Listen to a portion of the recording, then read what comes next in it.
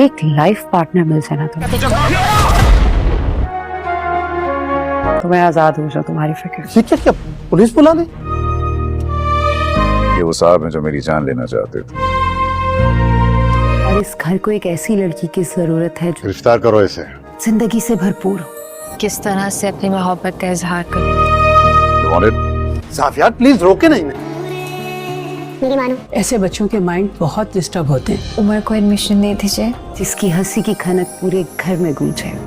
I can understand।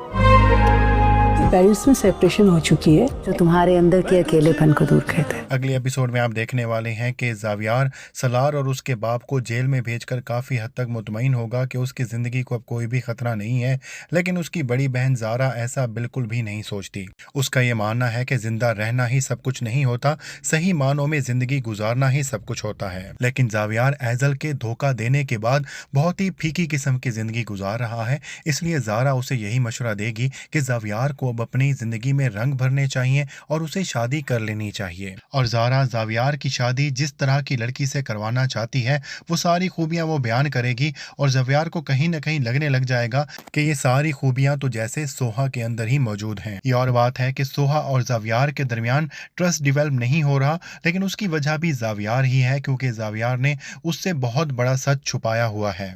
ज़ावियार Soha को थोड़ा सा अक्खड़ मिजाज समझता है, लेकिन रात को उसको बारिश में भीगता हुआ देखकर उसके दिल में भी कुछ कुछ होने लग जाएगा। वो अपने और सोहा के दरमियान थोड़ा सा एतमाद बहाल करने की कोशिश करेगा, लेकिन सोहा उससे फासला बरकरार रखेगी।